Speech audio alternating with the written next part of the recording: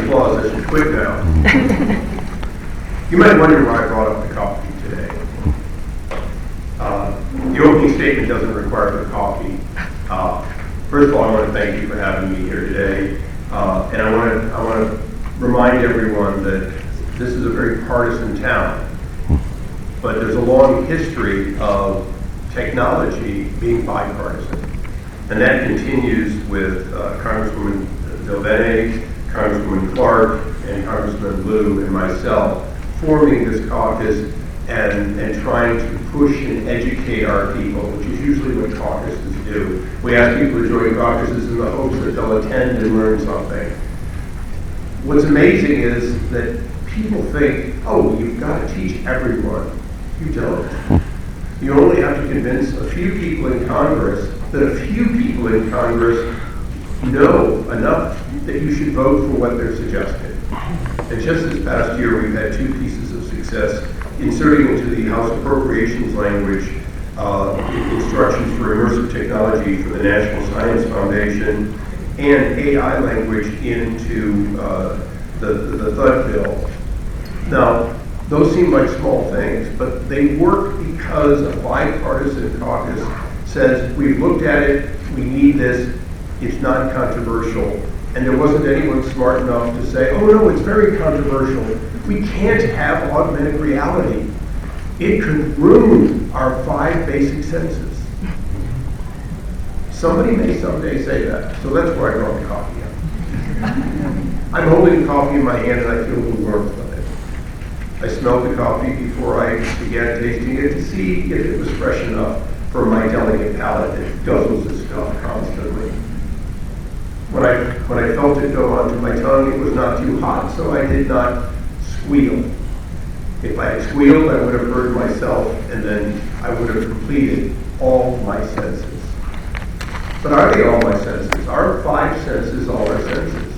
That's really what you're here today to prove, is that 5 senses are not nearly enough. How many of you have ever felt, probably all of you, but how many of you have felt that there's somebody behind you that didn't say anything, that didn't make any noise, and yet when you turned around, there was that person you sensed? I have one volunteer, too. We'll get enough volunteers, we'll get a quorum. The reality is we all have dabbled in 6th sense. But the future is not about dabbling in 6th sense. It's not an occasional feeling that there's more than our basic senses. The future, and the future we're working on here today, that you're working on, is to create a 6th, a 7th, and an 8th sense. And I'm going to try to just briefly define what those could be. Since they don't exist, we'll assume for a moment that I'm just hypothetically. By the way, that's a Biden word if I ever heard one hypothetically. Did he make up words? I make up words. Let me give them to you. Okay, so I have all these sees and feels and so on, except for one thing, and Peter's here with his glasses. Yeah. What if you actually could be allowed to sense the things that are not in the room but affect you? What if you can see the person behind you? What if you can know that there's a car in your blind spot? Oh, well, my goodness, those exist today. But when you take advantage of them, it is not your 5 senses. It is augmenting your 5 senses with a 6th sense.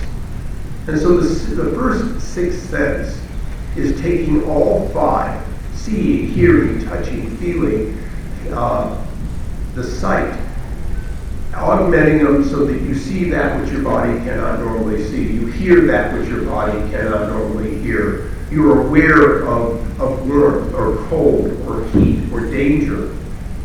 All of these things are the future, and the future is now.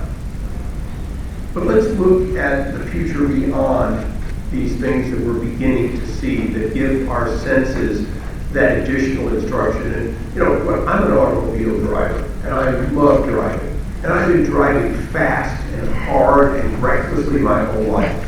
I had an IndyCar team, and I paid a guy to drive even faster and more reckless than I could.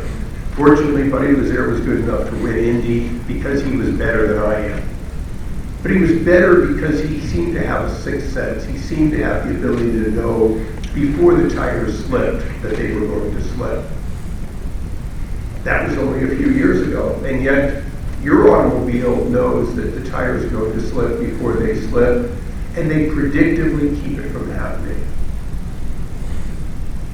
The predictive future isn't your fifth sense, or your fourth, or your third, or your first, but it's also not your sixth sense. It's really that seventh sense. The ability of the electronic world, for lack of a better term, to create the seventh sense, the predictive sense of that which is going to happen. Not just making you aware, but predicting something before it happens and preventing it. Geez, I got through those seven pretty quick. What about the eight? The eight is just as exciting, and it's going to merge with the work you're doing here today, which is that learning machine that we often call artificial intelligence. But it's not really artificial intelligence, it's predictive learning intelligence. Our eighth sense will come from predictive learning intelligence because it will be made aware of things which we are not aware of by devices that you're designing today that don't exist. We will have predictive products where we've told it what to look for, and it looks for it and it reacts.